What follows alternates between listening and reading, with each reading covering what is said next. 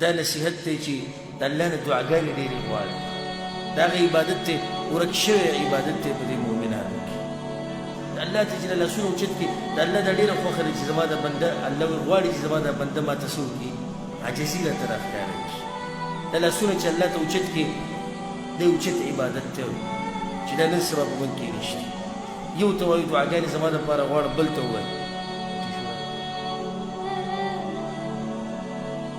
یو ته وایو دعاګانې کوو، بل ته وایو دعاګانې کوو، او په خپله موږ دغه عبادت پرېښودی نو دعاګانو اهتمام ډېر زیات کوو. وإذا سألك عبادي عني فإني قريب أجيب دعوة الداعي إذا دعان. الله وزن نږدې مو زه دعاګانې قبلومه وسدس نوزة دعاګانې قبلوه. يجيب دعوة الداعي إذا دعان. دعاګانې قبلوه خو چې څوک یې وغواړي الله دعاګانې غواړي الله به درله دعاګانې قبولې کړي. هره مسله الله ته بیانوه چې څه کیس دي د الله سره داخلوه، څه کیس دي د رب العالمین سره داخلوه الله یې حل کوي او ډېر زر یې حل کوي. او که دلته یې دله حل نه کړي په دنیا کې نو په آخرت کې به دله دغې مسلې په بدله کې او دغې خبرې په بدله کې به دله ډېر لوی اجر درکړي. زما د خپلو وروڼو ته او خویندو ته او کتونکو او اورېدونکو ته ټولو ته دا نصیحت دی چې په دې فقر او غریبۍ کې صبر کوئ، په بیمارۍ کې صبر کوئ، په امتحانونو کې صبر کوئ. ماته پته ده چې اکثر ملګري زمونږ او وروڼه او خویندې په هغو باندې څه نه څه مسله شتي. څوک ډېر غریب دی، څوک بیمار دی په هسپتال کې پروت دی، او موږ ته خو دا مسلې ډېرې راځي. اکثر دا ملګري ووایي دعاګانې کوه. نو ناشنا ناشنا حالات زه وینم. وختي زه راتلمه مردان ته او په لاره کې یو کس پیسې غوښتې او یو بیان یې لګولی و د بجلیګر مولوي صاحب او بد حال باندې و هغه غریب. چې ما ورته وکتو نو ډېر سخت یې متاثره کړم چې د الله داسې بندګان وشتي چې په هغو باندې دومره سخت دی. زه ټولو دغه وروڼو ته دا یم په کومو باندې چې سخته ده، او ټولو هغه ملګرو ته دا یم چې د کومو کارونه نشته او کومو ته کار نه میلاوي، کومو چې په تجارت کې پیسې بهللي دي هغوی ته وایم، د کومو چې خپل کور نشته هغوی ته وایم، کوم چې په هسپتالونو کې پراته دي هغوی ته وایم، د چا چې خپل خپلوان په هسپتالونو کې پراته دي هغوی ته وایم، څوک چې په خپله بیمار دی هغه ته وایم، د چا چې مور پلار مړه دي هغه ته وایم، د چا چې ښځه او بچي مړه شوي دي هغوی ته وایم، که چا باندې د قرضو بوج ډېر شوی دی هغه ته وایم، د چا چې دنیوي حاجتونه نه پوره کېږي هغه ته وایم،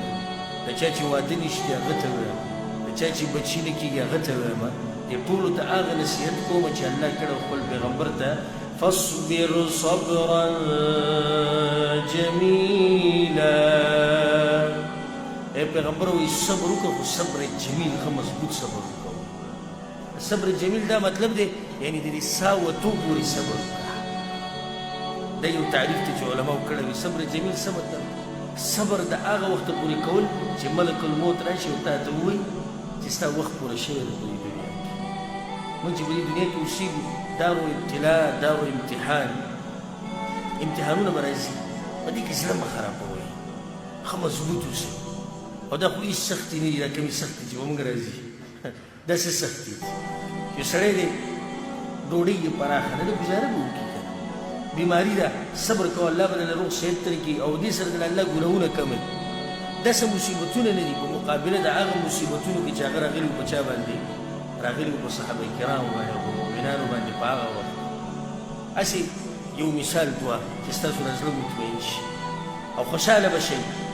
او دا خبره به مخې ته راشي چې موږ خو باچایانو ژوند تېروو. ابو هریره رضی الله عنه پېژنې که نه پېژنې؟ پېژنې که نه؟ هر مسلمان یې پېژني. ابو هریره رضی الله عنه دا انسان خپله واقعه بیانوي. و یو ورځ وږی شوی ومه او دومره وږی شوی ومه چې زړه مې کېدي چې چاته ووایم چې ځان سره مې بوځه، خو هلته عزتمن انسان چاته دا ویلی هم نه شي چې ما ځان سره بوځه.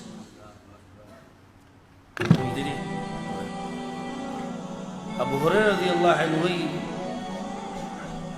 وی بیا زه د جومات سره ودرېدم او دا خلک د مانځه نه راوتو نو په دې کې ابوبکر صدیق رضی الله عنه راووت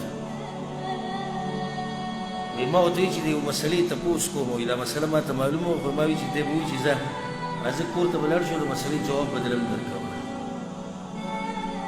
وی ما چې د مسلې تپوس وکړو چې دې آیت مبارک کې ته څه وایې هغه ماله جواب راکړه وی په ما پوهه نه شو لاړو په دې کې بیا عمر بن خطاب رضی الله عنه وی عمر ته وایي چې عمر مسله ده هغه وایي چې څه مسله ده ما چې داسې دې مسلې مبارکې ته څه وایې وی هغه راله جواب راکړو په ما پوه نه شو چې د مطلب څه دی په دې کې پیغمبر صلی الله علیه وسلم راووت هغه انسان راووت چې الله د هغه مبارک دا خبره کړې ده حریص علیکم بالمؤمنین رؤوف رحیم الله وی دا پیغمبر په مؤمنانو ډېر زیات مهین دی ډېر مهربانه دی په دې مؤمنانو باندې هغه به د خپل ملګري د مخ نه پېژندل چې دې څه وویل څه ویل وایي چې راووتو وی زه داسې ولیدم ما ته ویل چې ابو هریره ویل ما چې حاضر یم یا رسول الله راځه بوی تلم چې بوی تلم یو کس پی راولېږلو پیغمبر صلی الله علیه وسلم د پسکو دپاره نو یې ما ته پته وه چې دا پیغمبر به ما ته وایي او نور څوک به راغواړي هلته ګوره دا سړی چې کله وږی شي که نه د دا مطلب وي چې لکه دا څه چې دا به زه ختم کړم کله که ستاسو خیر او جماعت کې سړی دی دسترخوان ته کښېني که چغې وایي دا شربت تا جوړ او دا ډوډۍ دا اته ډوډۍ به زما پوره شي او دا درې جګې شربت به پوره شي هغه مشرانو ته یې لکه چغې به وایه چغې به وایه ته چې اوس دا روژه ماته کې یو ګیلاس اوبه دي اوس کې ستا پته ولګي چې یو ګیلاس اوبه سړی اوس کې بیا سړی څه نشي کولی خو چې کله انسان وږی دی دا سوچ زه هر څه خورم نو پیغمبر صلی الله علیه وسلم له چا پی راوړو نو هغه شاري وکړو سبحان الله هغه کریم انسان چې نصیحت یې کړی بلال رضی الله عنه ته وی بلاله مه یېرېږه د غریبۍ نه وایي مه یېرېږه د غریبۍ نه په عرش باندې یو لوی رب دی هغه بې حسابه نعمتونه د انسانانو له ورکوي پیغمبر صلی الله علیه وسلم ابو هریره ته آواز وکړه ابو هریره وی راشه هغه راغی یا رسول الله حاضر وی لاړ شي دغه اصحاب صفه دغه طالبان چې کوم ناست دي په مدرسه کې مسجد نبوي کې راولې دلته وی ما چې دا به هغوی څکي که زه به یې څکمه که پیغمبر به یې څکي دا به سخت سره لاړ هغه یې راوستو هغوی وڅکل بیا پیغمبر صلی الله علیه وسلم ابو هریره ته ویل ته یې اوس وڅکه هغه ښه وڅکل خیر دا مور کې بیا پیغمبر وڅکه چې دومره غربت چې په موږ راغلی دی تاسو ته دومره غریب شتي و موږ کې